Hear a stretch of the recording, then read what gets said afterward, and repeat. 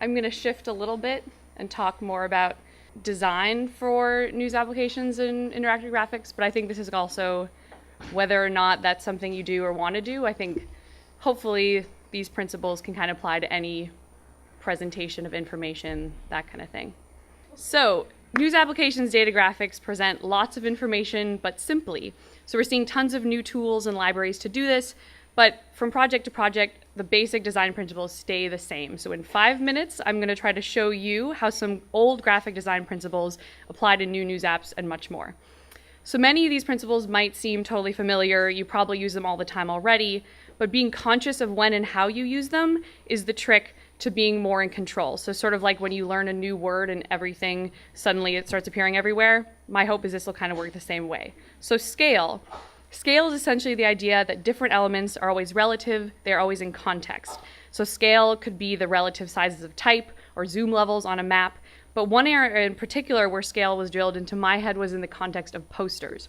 So on the first day of a poster design class I once took, my instructor explained that whenever you're designing a poster, you must consider 2 viewpoints. So first, the viewpoint of the person who's seeing your poster from across the street, and second, this person who's seeing it up close.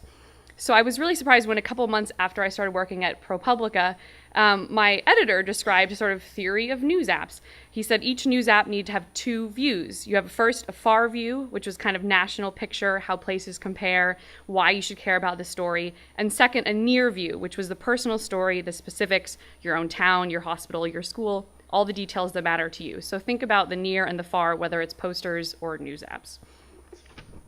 Alignment. So in graphic design, you often hear about alignment in terms of designing on a grid or making text like flush right or left, but the main idea is that everything should be positioned for a reason and in connection to other elements.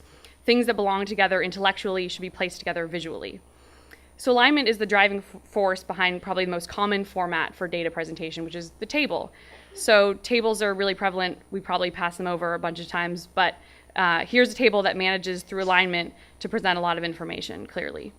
And it can also be used to represent more abstract concepts than just organizing a bunch of boxes. So in this case, you have alignment used to organize time. So a line's placement on the horizontal axis indicates where it lies in time.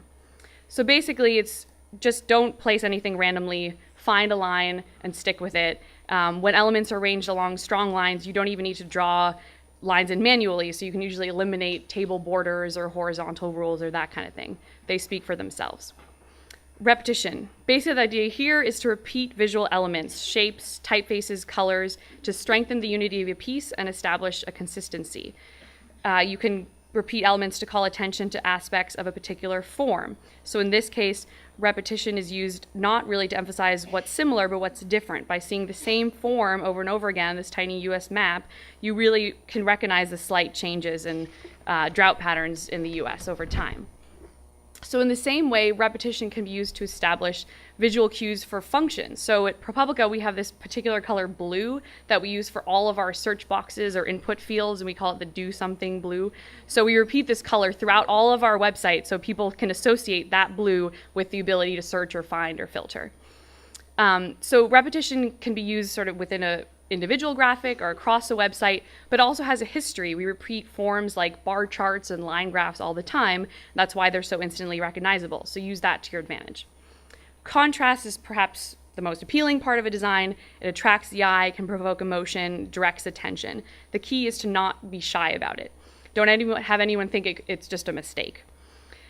Contrast works when it immediately grabs your attention. So in this case, we used a contrasting color to indicate outliers. So we have a series of statements from officials. They're all talking about the CIA drone program, but the contradictory statements are highlighted in red, so they immediately pop out from the background. And contrast doesn't have to be about sort of identifying outliers. It can also be used to emphasize close relationships between elements. So this before-after slider lets you look at the past and the present of one place in Fukushima at the same time. So it's not imposed, it comes from the photos, but the key was to put it together. So one of my favorite sayings about contrast is don't be a wimp. If you're gonna make something different, make it very different. Similar just like won't cut it. In the drones example, if we had made the statements bold, it would not have worked so well. So there are many more of these principles, but I hope that Some of these will come in handy when you're thinking about presenting a lot of information.